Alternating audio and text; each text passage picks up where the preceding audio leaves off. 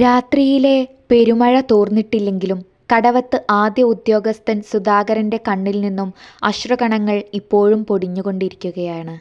കോലായിലെ ചാരുകസേരയിൽ അവശനായിരിക്കുമ്പോൾ മകന്റെ ചെറുപ്രായത്തിലുള്ള ഓർമ്മകൾ അദ്ദേഹത്തെ കൊത്തിവലിക്കുന്നുണ്ട്. 5-ാം വയസ്സിലെ കുത്തിവെപ്പ് അവന്റെ ഉള്ളിലേക്ക് പകർന്നത് ഒരു സൂചിക്കാരനാകണമെന്ന ദൃഢനിശ്ചയമായിരുന്നു. പിന്നീട് ആ മോഹം അതുക്കുമേലെയുള്ള ഡോക്ടറിലേക്ക് വഴിമാറി. അവനെ പഠിപ്പിച്ചു വലുതാക്കി അവന്റെ സ്വപ്നം പൂവണിയിച്ചു. അതിനുള്ള പ്രതിഫലമായി മകൻ തരുന്നത് പക്ഷേ ഇതായിരിക്കുമെന്ന് സുധാകരൻ ഒരിക്കലും നനച്ചിരുന്നില്ല. അകത്തെ കാൽപ്പെരുമാറ്റം കേട്ട് സുധാകരൻ ധൃതിയിൽ കണ്ണും കവിളും തുടച്ചു. "വാ പോകാം." കയ്യിൽ വലിയ 2 ബാഗുമായി മകൻ സതീഷ് പുറത്തേക്ക് വന്ന് അച്ഛനെ വിളിച്ചു.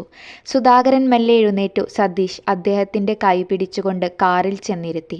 വസ്ത്രക്കെട്ടെല്ലാം ഡിക്കിയിൽ വെച്ച് സീറ്റിൽ വന്നിരുന്നപ്പോൾ ചില്ലുപാളിയിലൂടെ വീട്ടിലേക്ക് കണ്ണും നട്ടിരിക്കുന്ന അച്ഛനെയാണ് കണ്ടത്. "എന്തിനാച്ചാ ഇത്ര വിഷമം? ഇവിടത്തേക്കാൾ ഹൈ ഫെസിലിറ്റീസും കെയറിങ്ങുമൊക്കെയുള്ള ഹോം കെയറിലേക്കല്ലേ നിങ്ങളെ കൊണ്ടുപോകുന്നത്?" ഡോക്ടർ സതീഷ് കാർ സ്റ്റാർട്ടാക്കിക്കൊണ്ട് പറഞ്ഞു. സുധാകരൻ ഒന്നും മിണ്ടിയില്ല. എന്ത് ചെയ്യാൻ? അവന് നോക്കാൻ ആഗ്രഹമില്ലെങ്കിൽ അവനെ ബുദ്ധിമുട്ടിക്കുന്നത് എന്തിനാ?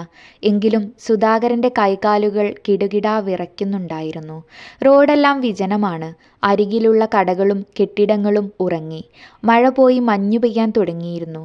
അടുത്തെവിടെയും അല്ല തന്നെ കൊണ്ടിടുന്നതെന്ന് സതീശന്റെയും ഭാര്യയുടെയും സംഭാഷണത്തിൽ നിന്ന് ഒളിഞ്ഞു കേട്ടപ്പോൾ വ്യക്തമായിരുന്നു. "എൻ്റെ മകനെന്തേ ഇങ്ങനെയൊരു തോന്നൽ വരാൻ കാരണമെന്ന് ചിന്തിച്ചുകൊണ്ടിരിക്കെ ഓർമ്മകൾ സുധാകരനെയും കൂട്ടി അതിൻ്റെ ഉത്ഭവസ്ഥാനത്തേക്ക് യാത്ര തിരിച്ചു. അപ്പോൾ മാത്രമാണ് തനിക്കൊരമ്മയുണ്ടായിരുന്നു എന്ന കാര്യം സുധാകരൻ ഓർത്തത്. അച്ഛൻ മരിച്ചപ്പോൾ അന്യരുടെ വീട്ടിൽ പോയി തൂത്തുവാരിയും പാത്രം കഴുകിയും കഷ്ടതകൾ സഹിച്ചും തന്നെ ഉന്നതിയിലെത്തിച്ചതാണ് അമ്മ. അങ്ങനെ കടവത്തെ ആദ്യ ഗുമസ്തനായപ്പോൾ വലിയ പ്രൗഢിയായിരുന്നു.